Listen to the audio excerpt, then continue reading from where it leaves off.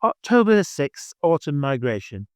The autumn migration reaches its peak this month, with literally hordes of starlings and woodpigeons arriving in London and lesser numbers of a great range of other birds. Most birds are travelling from the peace and safety of their summer quarters, where they chose to raise a family, to new areas where there will be enough food and protection to get them through the next winter. For some, this will be somewhere in or around London, and for many others, it will be further south, perhaps even as far as the southern tip of South America. October is also the main month for the arrival of our winter visitors, and this is why Londoners start to notice more and more birds. Summer has now ended in the high Arctic, and the days of endless sunshine are now turning into days of endless night. With colder temperatures, less food, and less daylight to find it, birds have no other option than to fly south. Vast numbers sweep across the top of Russia, past the Urals, and down the western coast of Europe. Some will pass through Scandinavia and then decide to cross the North Sea to reach us, whereas others will prefer to follow the coastline a little further south before crossing over. Another phalanx of migrants will fly south from the Arctic and then island hop from Greenland to Iceland and on to Scotland before travelling down our east coast till they reach the Thames estuary. Birds that might be passing by with the help of the north wind could include thrushes, lapwings, golden plovers, wagtails, and herring gulls. Some of these birds will pass by, others will decide to stay a few days, and a small number will decide to spend the winter with us. Any male mallards arriving now are in full new livery, have completed their eclipse. A rarity to look out for is the impressive great grey shrike. It is pied and about the size of a blackbird, but with enough attitude to frighten even crows. They breed in the far north, right up to the tree line, and are famous for their so-called larders. These are where they impale their prey on thorns and then leave them to eat later. Most ride past London, but one or two usually decide to stay the winter with us, possibly on a Surrey heath. Other rarities flying south along our east coast include phalarope, shoallarks, snow buntings, and perhaps the holy grail of migrants, the blue throat.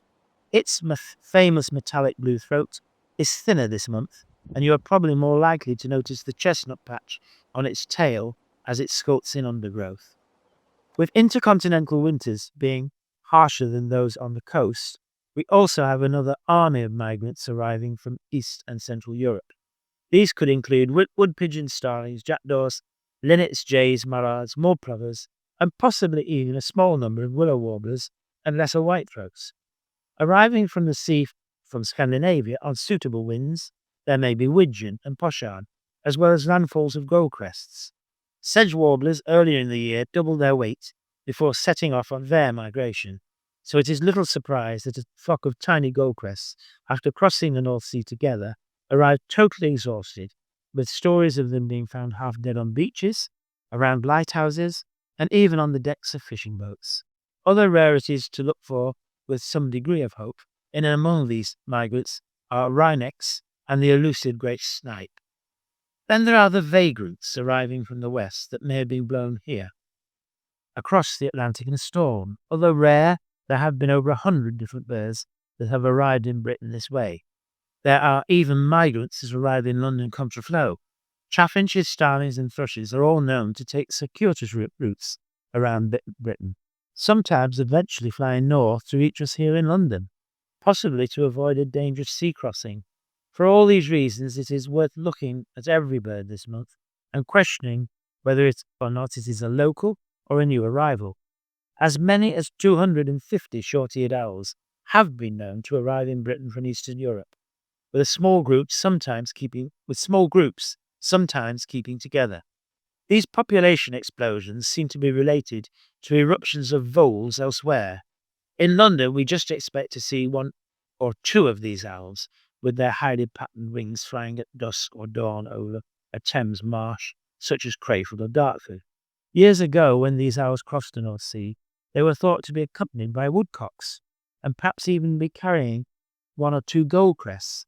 On arrival, they would be shot and roasted, with their entrails intact, as their guts were nearly always empty after such a journey. The soup created in the body cavity by their entrails is still regarded as a great delicacy, and traditionally eaten with a silver spoon. The pin feathers of woodcocks are equally renowned, being made into fine paintbrushes, which were at one time used to paint the gold lines along the sides of Rolls-Royce cars. Now we see very few in London, although one or two do turn up on Wimbledon Common from time to time.